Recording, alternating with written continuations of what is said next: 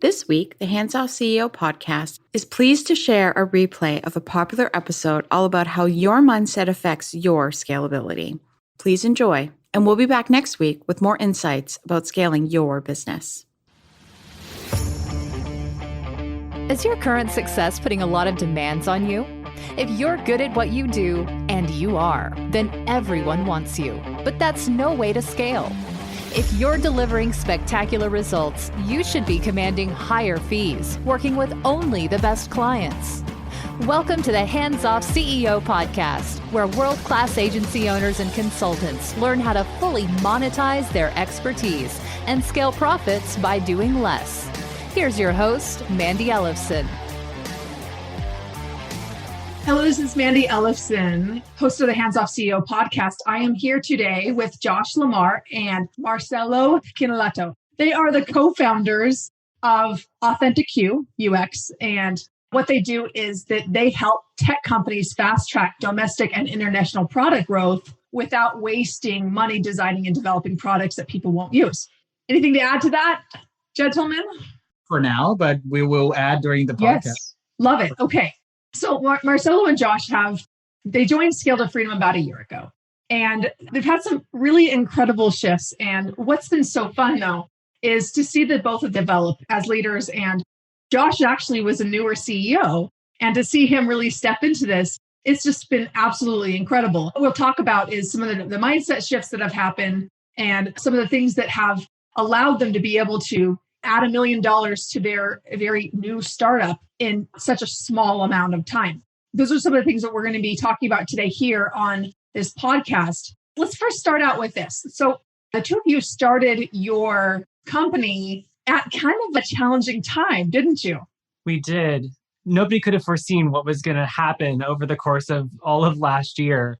And we had just started the company the year prior, but only for a few months. And it was really as a freelancer. Then we started growing the company as the pandemic started happening at the same time. So we had no idea what was going to happen, but that's the timing that we started really growing the company. And that's when we started working together too. Yeah, I'd say we started in August 2019, but in August, we didn't even have a name or a website. So it's like from total zero. And then until we got our first client and start working on that. So by the time the pandemic hit, we didn't even have employees. We had one contractor. So I remember this stage that you were at. You had just come through our planning workshop that we do in December, and you guys were geared up, excited, ready to go. And we had talked about next steps. And I remember this next following call. This is when things started unraveling a bit. And we started some things to changes. I remember there was some fear and some doubt. Can you tell me a little bit about what was showing up for you at that point? For me, it was just, there were so many unknowns in how to start a business, build a business, get more employees. There was just so many things I didn't know. And I didn't know if I could learn all of them at the same time. And so for me, my resistance was, okay, I know how to do research and I know how to manage employees, but the whole business side of it was just brand new for me. Specifically talking about fear and stuff, I had more experience managing my business than Josh did, but it's quite different when it's your own business and when it's growing and hiring the employees. But I feel like the whole pandemic situation was a little scary because we didn't have clients for about a month because they were figuring out what to do. So there was doubt of, making an investment, but at the same time, not knowing when the next project is going to come, and then having to adapt and changing everything. That was around March, April, but then we were able to figure out. I feel like throughout the year, we had several occasions that was in between this choice of, should I invest in something that maybe is too early, maybe not, but these were the things that allow us to grow in the end. So it's kind of, I'm scared of doing it and end up doing it. And then I get the result because I made this choice. And I think week after we started, it was right around the same time period. We had two projects that we were working on that were in the proposal stages that just got flat out canceled because of COVID. And it was this moment of, okay, well, we got to double down on this because we already committed to this program and we're going to do what we can to make it work. But oh, wow, it was starting off at a low. You made that shift. Those projects were canceled, but you had some ideas beforehand that you were starting to see that they might be canceled. So how did the two of you really step into this? You were saying, Marcel, is this too early? I don't know.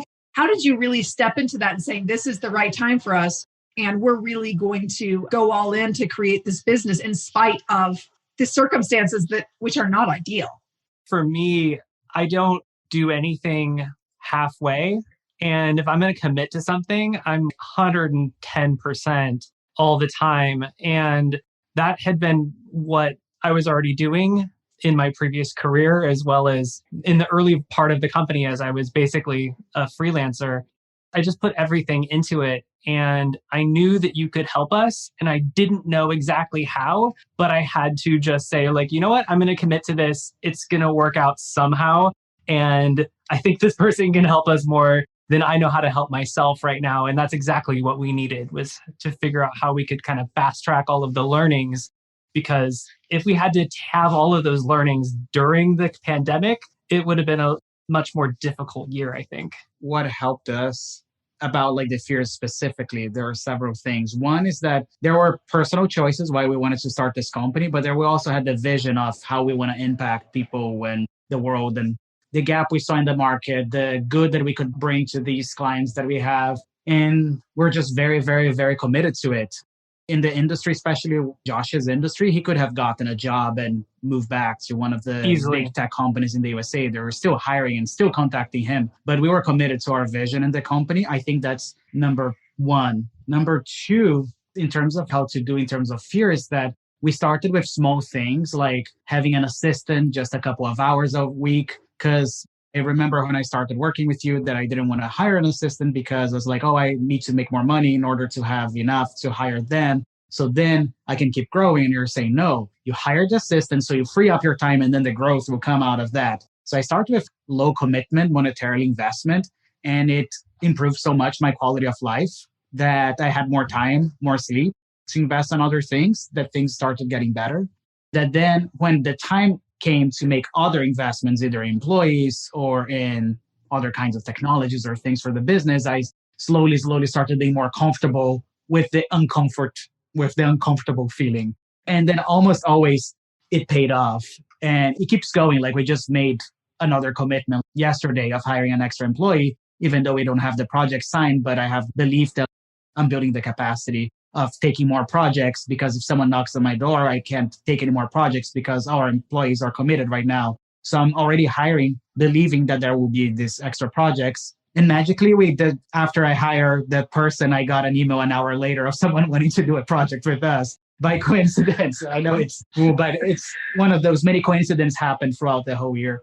That's the thing that I'm seeing happen for the two of you over and over again this entire year, when you could say that clients are canceling projects left and right. You've really created your own reality.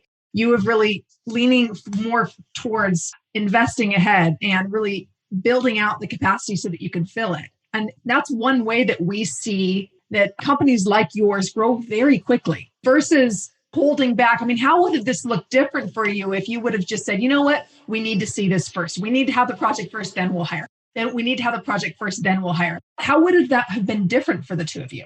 The commitment that we made when we made the commitment to our employees, it kind of grew as we grew as a company, as we were growing as leaders, because we even started off with like, hey, we have a contract. We hope that there's more. We think that there's more, but we're a really new company. And in the same way that we took a leap of faith, our employees actually took leaps of faith with us by accepting, a 2-3 month contract with us. And then there was a point around, was it August, September of last year, that we just kind of pulled the plug and said, okay, we're making everybody a W-2 because the world is so worried right now. There are so many people that are losing their jobs.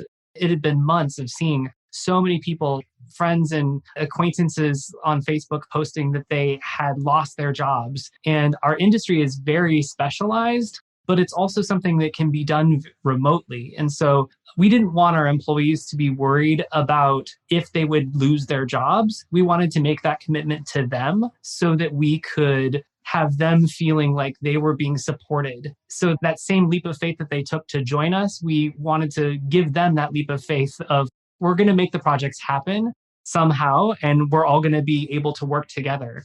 I think it really brought us together as a company because everyone started really helping each other out.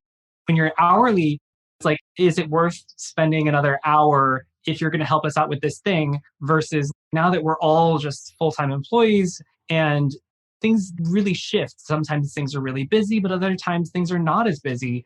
And that fluctuation is actually, I think, a really good thing for the way that we do our work, because we're able to help each other out in ways that have caused us to just grow together as fellow humans.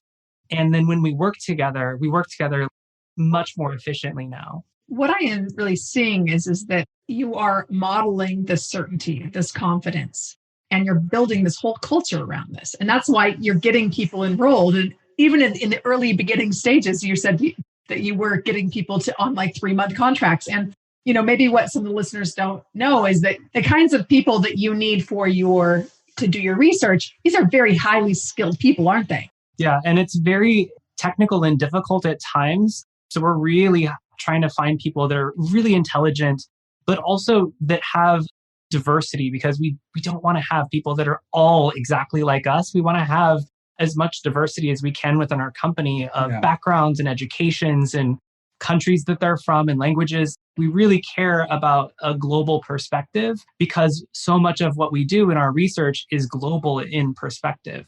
In terms of specialization as well, the entry-level position, the industry standards between master's and PhD depends on the job that they're looking for. So we're working with highly specialized people for sure. I know that this was one of the biggest hurdles for the two of you when we were first looking at, is this even the good fit for you moving forward with this? Is that I remember you were saying, well, you know what? We're competing with Facebook and Google and like these other really big tech companies that have just these endless budgets. Mm-hmm. So that was one of the biggest things. You're like, I have no idea how this is going to work, because these are the kinds of people that we need to attract in. From where you were at, what do you wish you would have known then? Because you took that leap of faith, but you had no idea how it was going to actually roll out. I think that there was so much I didn't know. And there was so much that if I could tell myself from a year ago, like, just commit to the really good people that you find and the rest will work itself out. That's what I would tell myself, because when we found someone that was good and we committed to them, then they committed probably 110% to us. I know that some of our employees have even said, I could get a job at one of the big tech companies, but I don't want it anymore. And my goal for them is to actually fast track the career growth into, and this is from like, we have an employee that only has a bachelor's degree. And typically for research, the master's is the gold standard default for any of the big tech company positions. But I want to create the experience where we're training him be able to compete and get those jobs and then not want them, because our culture and our company is so much better than they can offer. I think in terms of hiring specifically, what I didn't know. So I think committing to them, because I talk to them as well. I think this is what is important. In terms of, we talk to our employees and we ask, like, what is important to you right now? Is it a bigger pay? Is it benefits? Is it a certain kind of work? And all of them said, like, the world is so uncertain. I would like more stability in my life. This is the number one thing. And one of them said, like, the only reason why I would leave is because I need this stability right now. And that's what I offered them, like stability. And that was a leap of faith from us. And I've also been transparent with them with, this is how much we're making of money. This is how much our project costs to our clients. So they know the financial commitment I made to them. So they feel like we invested in them in the same way that we know that they took this leap of faith on us. So I think it's mutual, and that has helped us. Another thing I think we discovered is that even though we do need the masters and lots of years of experience to come up with the structure of the projects, we started investing in people from, like Josh said, with just a bachelor. We did not lower our hiring standards. I think it's important to say. So this particular candidate, I don't know if he'll be listening to the podcast, hopefully he will, but like he beat PhD students, master students with experience. And we are making our second hire now that is a bachelor student. And she was the only finalist that had the bachelor. Everybody else had at least a master's. And she was the best candidate again. So we did not lower our hiring standards. We are hiring for their person knowledge and skill set, but we are being able to find this very, very smart people and training them in-house as well. So that's another leap of faith. You mentioned before about the training and developing that you're doing for them so that actually they are going to become more marketable in the industry. And that could be a scary thing. It can be scary if you're worried about losing them, but I think that for me, because I had some negative experiences working in corporate America, I want to create an experience for myself as well as for our employees that's going to be far superior to that. And where the name of our company, Authentique UX, comes from. It's about being authentic to ourselves.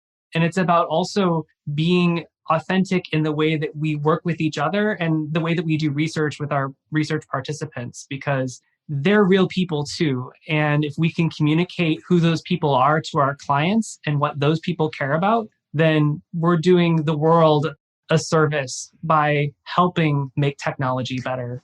I thought it was interesting, this comment that I'm not afraid at all of losing them. Because there are two things. One, I do feel we offer an amazing work environment. But even if they want to leave, like I had a meeting with everybody, very much like that book, The Dream Manager, and asked what their dreams are and where they want to go. And some said they're like, oh, in 5 to 10 years, I want to be working in this other ultimate goal. And I'm like, okay, let's see how I can help you get to that goal. And if that means 4 or 5 years of amazing experience with us while they are getting up to that, they will have delivered amazing work through those 5 years. And if we continue the relationship we have with them now, like it'll be an extra person that I have a great relationship outside of my company. And while they were here, they were doing a great job. So I'm not really afraid. And some of their dreams, let's say, is aligned with some of our internal goals of like expanding to other industries. But then now I know that they're really interested in that particular industry. And I can have them assigned to those projects that help me network in those industries and help us grow the company.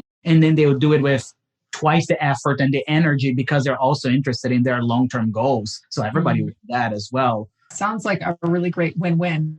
There's such abundance mentality, and that's why you're growing so quickly. I'd love to hear, though, from the two of you, how are you seeing the impact, the financial impact of the business from you operating this way? Our business is very cash intensive.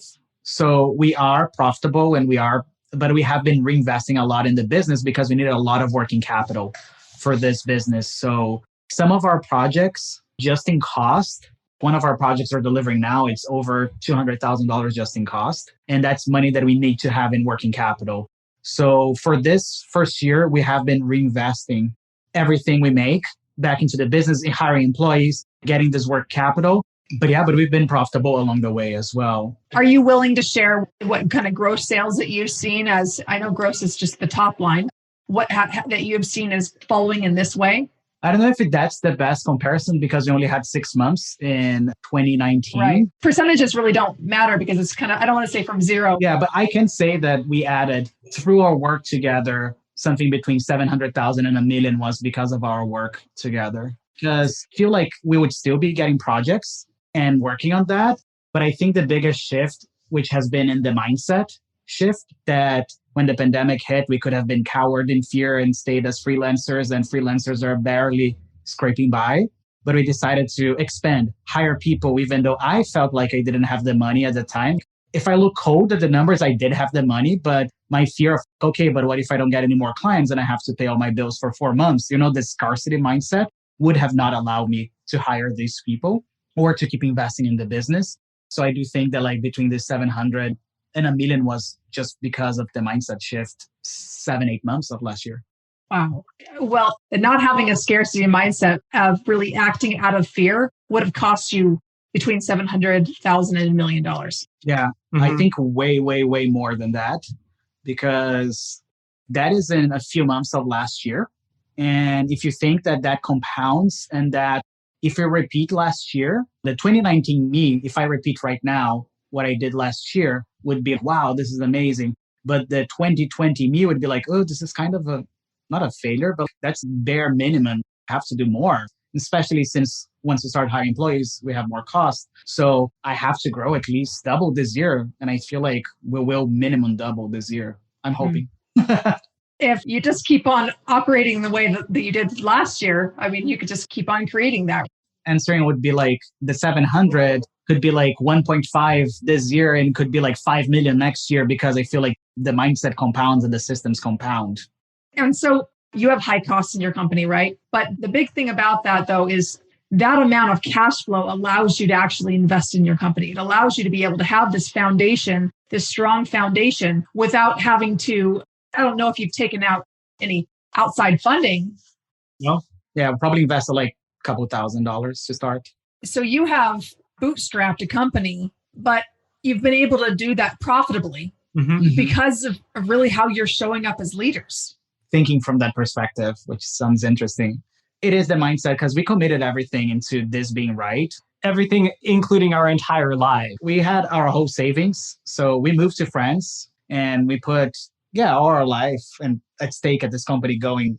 Because I took a sabbatical from my previous career in corporate America, and we moved to Paris to really have a time for me to have a sabbatical and learn French and decide what I wanted to do with my life next. And the company really came out of that. And I even turned down a job offer for a company here in Paris as well. And so at that point, it was like, okay, well, like this is the way that it's going to work out, because if this doesn't work out, like there's, plan B, C, and D if everything goes wrong. But I'm going to put 110% into making this one work out because that's all we have. Thank you so much for sharing that, because see, there's some of the takeaways for the audience listening to this is going 100% all in, just going all in into that and choosing to show up and to act from a place of abundance, from a place of certainty. External circumstances around you wouldn't have created that certainty. You had to create that from within. And it's really hard to do that too, because I was scared out of my mind.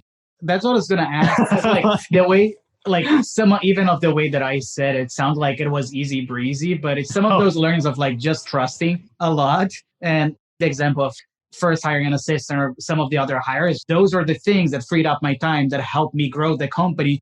But I was scared at the time of doing those investments and those commitments, but I did it anyways. And now I saw that was the best thing that I could have done. But it didn't mean that like I just did it and it was great. Like, oh yeah, that was easy. Like it was weeks and weeks of like, oh my God, did I did the right thing? Did I did not do the right thing? Oh, what's going on? And this still happens even right now, but I'm just recognizing, I'm like very open with Josh even today, making other unrelated investments. It's like, oh, I'm having this scarcity mindset right now. I feel like I'm just afraid. I'm just telling you. So I'm voicing out because I'm aware that this is happening. And looking at the history of every time that I was scared, but I did it anyways, it worked out well. So like I was just trying to be aware of it and talk through it with him. This was actually going to be my next question is, what did you do to be able to sit with that fear and to be able to take action anyway, to be able to stay true with the decision you're making? And so what I'm hearing is that you stop and you just aware. Look at previous history of when else have I acted like this when I was afraid and it turned out okay? Is there anything else that you want to add to that for what you did to be able to combat that fear? A part of this just being the 2020 being the year that it was. And when you throw pandemic on top of all of this, plus confinement, plus we're also married and co-founders and live together in a small apartment, I think that a big part of the awareness was also learning how to be there to support each other in the way that we needed to support each other. Because working together on top of being confined together, on top of being partners, is a lot to put on any one person. And I think that a big part of that awareness that we've each had internal processes and steps that we've taken towards helping each other have really allowed us to support each other better throughout the process as well. Yeah. Every stage you unlock a new mindset, and we're unlocking. And I feel like I'm about to unlock the next level, because we started with the freelancer mindset. Both of us had been managers before, and both of us had amazing employees and also horror stories. Yeah. And we're kind of like traumatized by the horror stories. And we're almost like, we're discussing when I started the company, like, I'm happy being a freelancer that just has one assistant and that's it. But then we overcame that and we're like, no, we're all in on like building a large company now. Our vision is much bigger. And we're thinking of like the projects that we want to achieve. One of the ones we're delivering now is 5 people committed to one project. So we could never deliver that as freelancers and do this. And it's a super fun, amazing project as well. So then you start being more comfortable with a small team, then a larger team. And I feel like now we're starting to be comfortable with a larger team and bigger commitments and that kind of stuff as well. And also we've been taken out of the day-to-day execution of the projects. I'm still very involved in the creation of the proposal stage and coming up with the research methodology that will best fit the research questions. And then as soon as the project starts, we have another researcher take over. And we're involved in reviewing these things, but we're out of the day-to-day so that we're really able to start focusing on getting those other projects going, because the sales cycle is very long in our industry. And especially working with big tech companies, like we have to be able to be flexible to their schedule and their needs and their fiscal years. It's a very strange building relationships, them trusting you. There are lots of things. Some projects that we're closing now, it has been like 14 months of conversations from first contact to now. So we're getting the fruits of our labors, but it's several months sales cycle. Well, and that's just adds on a whole other level of trust that you have these longer pipeline and you know that these projects are going to show up and you continue to invest, even though that you might not get another project that's related to this one. As you're selling, it might not be 6 months, 12 months down the line. So how are you managing that longer term pipeline so that you can be consistently bringing in the work to generate the growth you're growing for how your company is growing? The first thing that I thought of was that our focus is really on executing very well and giving really high quality research findings so that we're not just answering the question that they ask us to, we're giving them all of the additional context of what's going on in order to help them make better decisions for their products in the future. And it starts with delivering a really exceptional customer service to our clients and building these processes and systems internally so that we're able to do that in a way that is all fast, but also really high quality. And that's the thing to focus on the pipeline side of it. The word gets out. Once people know that we do good work, they want to work with us again. And so we get a lot of repeat work with clients, or they introduce us to other people because they saw that we did something that they really liked. So that's been helping a lot in terms of the long-term strategy. I think I'll add two things here. We've been very honest and not giving the client what they want. Sometimes they come with a project and then we're like, the way you structure is not the best. You could approach this problem differently. We are not the best match for it right now. Or many other advice. And it has happened that like, we just told someone like, yeah, I should be doing this project differently. It didn't work out.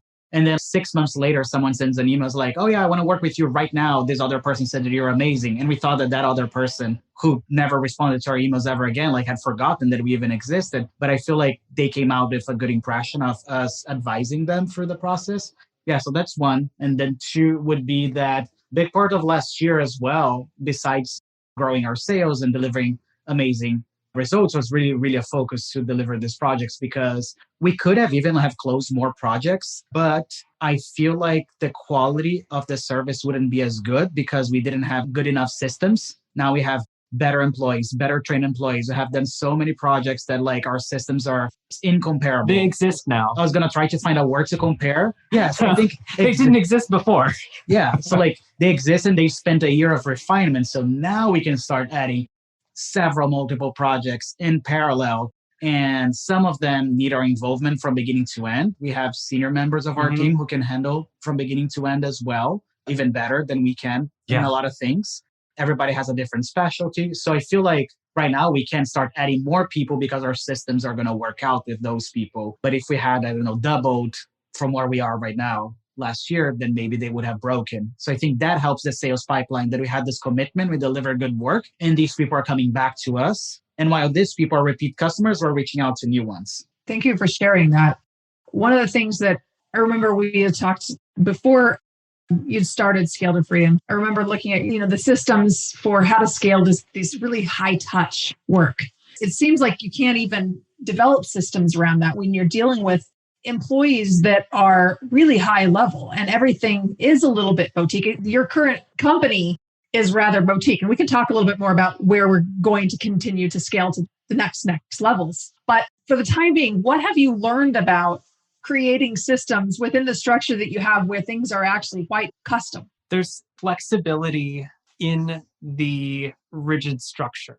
And I think that one of my favorite examples in the realm of poetry is actually this poem by Dylan Thomas, "Do not go gentle into that good night.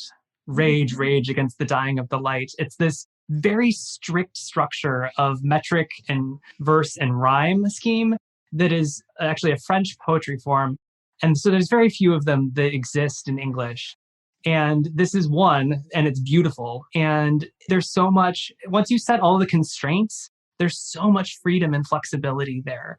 And I think that that's how we're trying to approach it, in that everything that we do is a little bit custom. And yet once the research starts, then we have processes and systems that allow us to have the flexibility to deliver what the client needs, but in a way that is systematized so that the execution happens. And part of the process of finding the right people for the right thing means that sometimes we're getting people that are really highly educated and highly skilled. And sometimes we have other people that are assisting those people. And so they're learning throughout the process, but then they're also helping that person to get more done at the same time. So really utilizing different levels and skill levels of talent so that you can really optimize for the bandwidth for your senior most people. How does that impact your profit margins, though, to be able to have a multiple different layers of seniority in your company? It's great for that because we end up being able to retain more money in the business. Yeah, I think one thing we changed without compromising on quality at all, actually, I would say even increasing quality, is that before we wanted a senior person. And when I say senior, I'm thinking 15 years of experience in more like Fortune 10 big tech companies in the USA, that kind of person per project. But now we're seeing that like in many projects, we can just have that person come up with the methodology, do client relationship, come up with the structure of the project, but then it be executed by more junior members of the team. Again, they're still highly educated, highly specialized people, but we don't need this person and more as a manager rather than like executing the project from beginning to end. So then we only need one senior person can maybe oversee 2 to 3 projects at the same time. Because we have multiple people working on the project rather than having just this one senior person, we have multiple people with multiple perspectives. So the junior people, again, very intelligent. So also bringing their own expertise and their own brain into this project. So then I have 2, 3 people working on it. And then I can take on more projects as well in a more scalable way. That is the actual model that we see working really well for scaling the more of the boutique type of services. And with these junior level people, you're actually training and developing them so that at some point they can become senior themselves. Yep. Yes.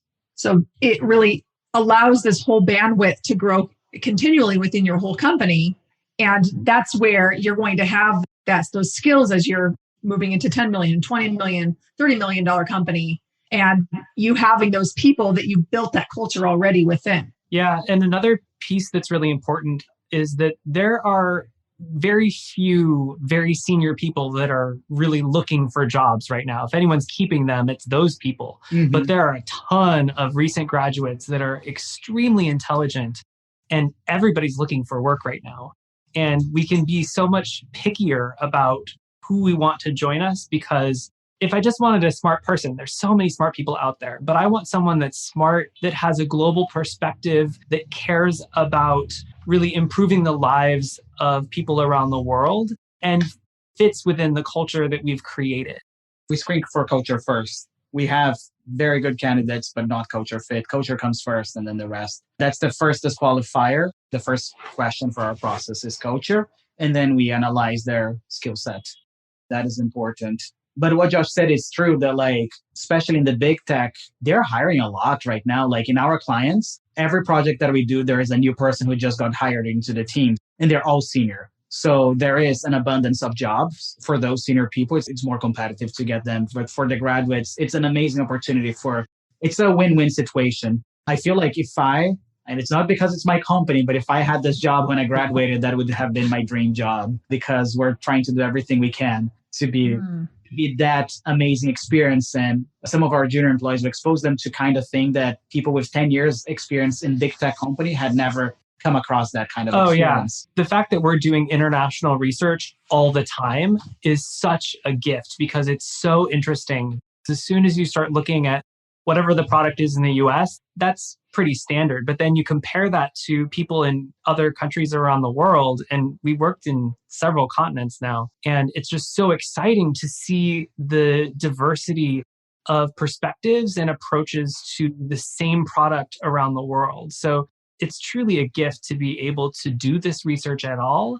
And many researchers in the USA don't get to do this kind of research for most of their career. And the moment I discovered international research, I was just hooked because it's so exciting to learn about how different and similar we are around the world.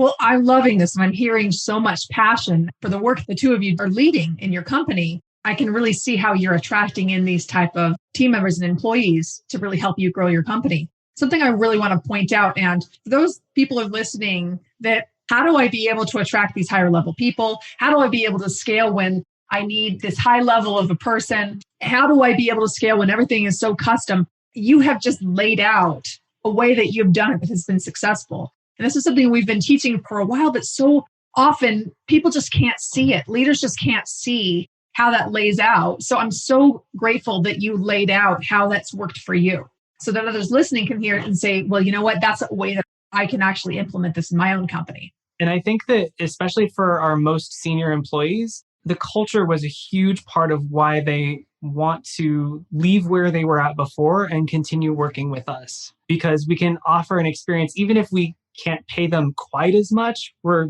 still competitive, but not as much as top companies in the world. But at the same time, they're getting so much more out of the experience that they've told us that that is really the reason that they want to continue working with us. At some point, once money doesn't matter anymore, you're already at a certain point. All of a sudden, all of the other things are so much more important to you.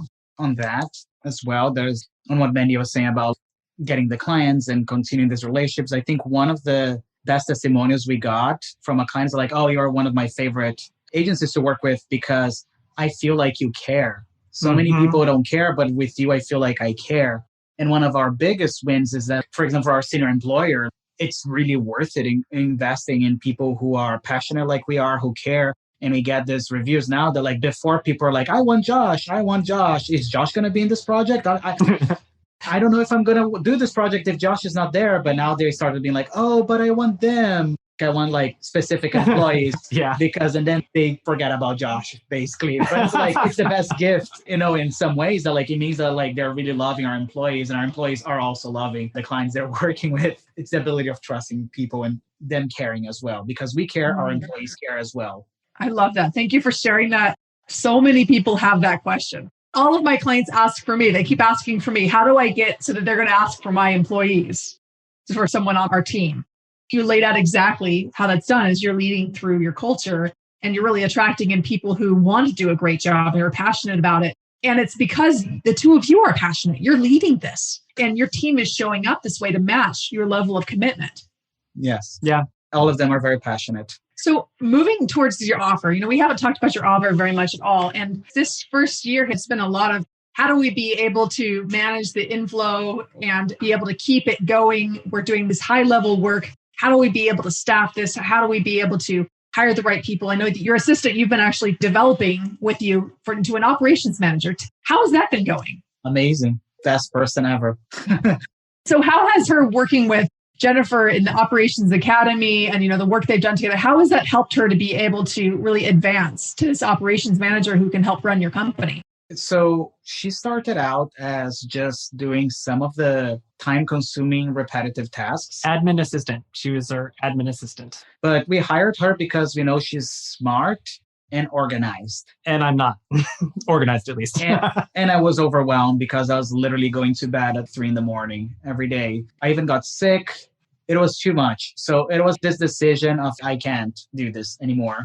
So it came from that place and we're like, okay, we know this person. She is smart and organized, and they kept showing up to work more and more and being more involved and more curious and asking more questions. And we started developing, and that's what happens. I tell them all the time that when you hire the right people, I feel like the growth that person had in a year, it's going to be a year, I think, in a month. Yeah, it's like 11 months. What I would expect from a really superstar in 2 to 3 years. But I feel like when you find the right person at the right position, that they were just not appreciated in their other jobs or their other careers that they had, they can develop so quickly. And that has been an example. And she has been going through the calls. She has been learning through Jen. From the very beginning, she had her own words, basic questions that are kind of like look so silly right now. But for the time now, she's making her own decisions. She's advancing. She's thinking of, I'm hoping in the next couple of months that she'll get an assistant. So for herself, and she knows exactly how to manage the assistant because she's been there, but she has a lot of work. the Operations Academy has helped her grow as a person. And for me, like what really matters, and just as you have taught us to paint a bigger picture for our clients, sometimes it also means that we paint a bigger vision for what our employees can be for themselves. And throughout this process, she's started uncovering a bigger vision of what her goals are and what she's capable of. And our opportunity here is really to create that experience for her so that she's growing at the pace that she wants to grow in. And my management philosophy of this is really to keep giving people as much as they can take until something breaks. And then when it breaks down, okay, let's take a look at what's going on. Let's figure out why. Let's understand what learnings are happening and how it could be done differently in the future. And let's keep going. And in the same way, she's growing at the pace that's beyond what we were expecting, mostly because she started as an admin assistant. But then now that she's discovering this bigger vision for herself, the company is expanding as well to allow her to take on more things. That is so incredible. So the level of growth in a year that you would expect in at least 3. Minimum. On top of the fact that this person is learning this realm of qualitative UX research on top of everything else. And it's not an easy industry to get into because it's so specialized and specific. And so there's that too. We're even watching a talk online by someone with, over 10 years experience. Our operations manager could give that talk and could give a better talk in less than a year of experience. Like if our operations manager was giving this talk, it would be so much better. And this was from someone who didn't even know this industry existed a year. So the commitment goes both ways. Mm-hmm. We're investing in coaching and giving opportunities to her, but she's also super committed to us as well. Mm. And that goes a long way. In both ways of like the decision making she's having right now, it's much higher of coming up with new processes, seeing processes that are breaking that I'm not seeing because I'm not super on the day-to-day anymore and starting to create solutions. To fix them. And before we know they exist. And also allowing us to remove ourselves. I'm still more on the day-to-day than Josh. I think Josh is much less on the day-to-day, but I'm still more, but I'm helping fix and create processes. But like I can leave for a week and know that it's not going to burn down and everything is going to be awful. And that's how it would have been in February last year. We're in January. So February last year, I would have been panicked to leave for a week.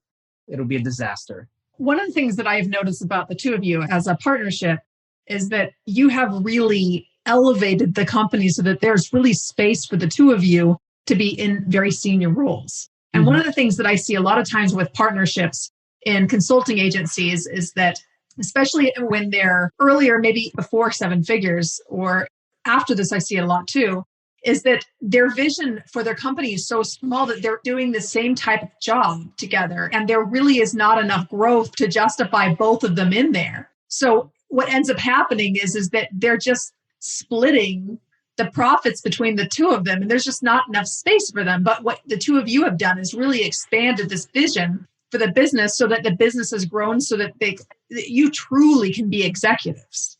And I mean, it comes back again to, like, I feel like a broken record here, but it comes back again to your mindset, how you're showing up, that your willingness to know what you know and know what you don't, and actually continue to get that support so that you can hold that mindset. But anyway, I just want to acknowledge you for that because I'm observing how you're showing up as partnerships. And, we work with some partners, but not a lot, because a lot of times we're seeing with some of the partnerships, they get into like this echo chamber where they think that between the two of them, they have everything that they need. And all they have to do is talk back and forth and they'll figure it out. And those echo chambers continue to be the ceiling for their business. So how have you guys kept yourself away from this echo chamber? Because I don't see that with you. Very early on, a year ago in our company, we didn't know what we needed to do or what our roles should be. And so we were both kind of doing the same thing together all the time, which is a massive, massive waste of time. Yeah, horrible. I remember spending 3 hours writing an email together, and then we would just be constantly going back and forth. What exactly we have to say and why. It's such a waste of time. And I know that as soon as we just divided up the responsibilities and we said, okay, Josh, you're doing these things, Marcelo, you're doing these other things, we don't have overlap. And even now, we barely see each other during the day. because we have to work in different rooms because we're on different kinds of calls at the same time. And I think that it's because of the division of responsibility that has allowed us to work together so much better. I agree with everything that you say. I think it was mostly when we started working with you that made us realize, because we're basically co-CEOs before. And then I was okay with Josh is the CEO because he is the voice of the company. He's the specialist in the craft of research. I know a lot about the systems of doing international research, which is essential to the delivery of our services. But in terms of UX, design, Josh is the authority on this. So it makes sense that he's the CEO. So we had discussion, okay, who should be taking care of marketing? Who should be taking care of sales? Who should be taking care of this? And then we divide it up. And it was one of those, maybe we need to grow to then share. But I feel like we also were able to grow because we separated everything and we weren't on top of each other all the time. Because besides the waste of time, it was also generating extra work that didn't need it to be generated and extra conflict if there's always two people. Right now, we respect each other's areas of expertise, but at the same time, there are certain things that we still consult on each other to make the decision. Like if we're creating a proposal, Josh creates the proposals, but I review them. I offer a different perspective. I see what is missing. You make sure the numbers work. Yeah. If I'm making a big decision as well, then I ask him as well. And then we work through it together. I think another way to put it is we're there for each other when we need it. We can offer a different perspective on the same thing in a way that's helpful, but that if that wasn't there, obviously we would only do big decisions together, but for little things, I trust you just because me not thinking about it is so much better than... So really what I'm hearing is the two of you have really learned a level of trust and this division of labor. You're in charge of this, I'm in charge of that, and being very clear on where your job ends and the other one begins. And you have this multiplier effect because of that. I would say our happiness went up as well. Yes, also. Because it generates, for on top of each other all the time, it creates, like I said, more conflict that is not necessary as well. And I know that a lot of people have partnership with a family member, someone they're married to, or a roommate or a best friend. And that's basically it. We're married in confinement in a small Parisian apartment, working together. It's also healthy for us to be separating. And that has made everything else, both our relationship in the company and outside of the company, better. Okay, great. Well, thank you so much for sharing that. You guys are just dropping nuggets of gold left and right. But we cannot conclude this interview until we actually talk about your offer, because we've talked a lot about you building this company, but your research product is really so interesting and so valuable. I know that it literally saves the companies you work with sometimes hundreds of millions of dollars with the work that you do. Can you tell me a little bit more about who you serve and what kind of outcome that they get and the problems that you're solving for them? Right now, and what very frequently happens is that a client will want a very particular specific thing, and they want us to do this type of study for them to understand blah. But the thing is that we keep seeing the same problems over and over and over again. And it's often because the clients aren't always thinking about their products in the same vantage point as their customers are. For us, it's really about understanding the problem and the research questions in a new way to actually show a broader perspective, and then tying it together across multiple studies and multiple ways of approaching a research problem. Because if you look at it too narrowly focused, you'll get an answer, but that answer might not have the context that is required. So broader perspective, it sounds like the problem is that the companies that are launching these products don't really understand their customers. And as a result, they're building the wrong thing. They're investing millions of dollars in developing a product that people don't even want. So before we started doing, these companies have very specific problems. Let's say, I just want to understand how users in Brazil are using this one specific feature of my product. And then we can do, and we do these studies all the time, but then we're coming up with an offer that is looking at the end to end. It's like, well, we're just looking like if they're having problem with this, but have you asked them if they actually care about them? But do they have even a bigger problem behind it that you're not solving? Do they have other things that they care about that you should be focusing instead your time off and not on this thing that you already have So we have this framework both for products that have been built and hasn't been built, that it looks end to end of like, is this a good idea? Do people care? Does it solve a problem that people actually have? Will people use it? And then go all the way up to like it being launched and then just improving the usability of the product. And then there is the international validation aspect, because there is the cultural imperialism from the USA to the rest of the world, but also I would say like, let's say from Asian companies and then rolling out to the rest of the world. Let's say an American company think that everybody's like an American. A French company thinks everybody's French. So we tested out across several different markets to see like, are people in the rest of the world care about this as well? Are they different? So when you approach your research in this different way, though, I hear that the progress from your product used to be, they want this feature, we'll do this research project for them, and everything's totally custom from there. From then looking at a broader perspective, what do they actually want to do? And what do they actually want to do is they want to be able to successfully launch a domestic and then international product. So how is your process? Because when we put together the client success map and walking through that process together, really the opportunity I saw for the two of you, what you're building is expanding the vision for them. And in expanding the vision, you actually allows it to be more scalable for you. And you having a clear process for getting them a much bigger vision than they even thought was possible. When they're just sitting here messing around with different features, you're like, whoa, wait, you're looking at the wrong thing. Let's actually build you a product that you can scale and bring to market internationally. How many years are you seeing that cuts off when they're actually approaching it in the way that your special way of doing it? A lot, yeah. Because I think that it's so easy to build a product in the US and think everyone else in the world is just going to use it exactly in the same way. And over the course of my career in research, I've discovered over and over again that is absolutely not the case. And so what we've built in our client success map is a process that we can go through that will just shortcut all of those many little decisions that you make wrongly, so that if you develop it the right way at the first time, then you're actually developing it as you go, but you're developing it in a way that is going to be wider use across the markets that you care about. Yeah, I think in terms of saving time, at the bare minimum 6 months, but it can be years and years, because it has happened even with one of our clients, like product that had maybe, I don't know, I'm estimating like 1,000 people working on that product, rolling out globally, so much effort going on, can be years and years of building that product, but people didn't like it.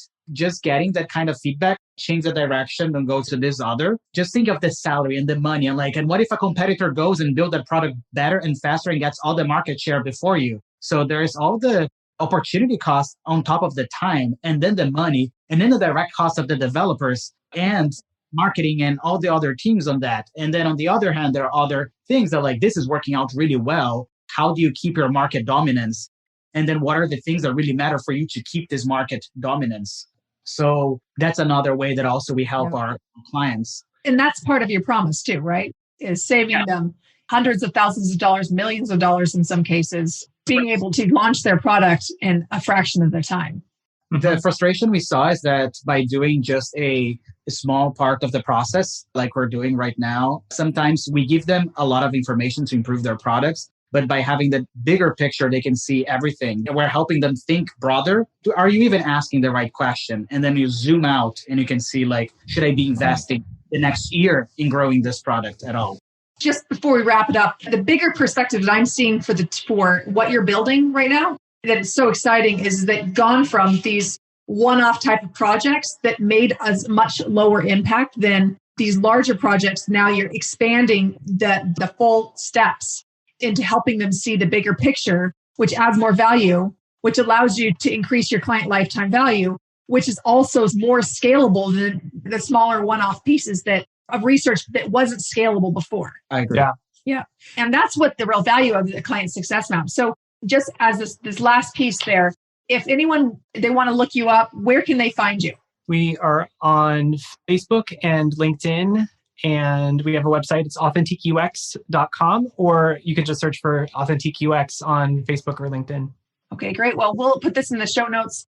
Thank you so much, Marcelo and Josh, for taking the time. This has been incredibly valuable. I am really excited to see the business continue to grow. I mean, I see this next step for you is really taking where you're working with the Fortune 10s right now, and you have so much growth. That's been the base, is building this whole other side, expanding this whole other side that's serving a market that is maybe a little bit more scalable and that allows you to grow that much faster. So ahead of you here, it's really exciting. Thank you so much for being on the podcast. Thank you so much for having us.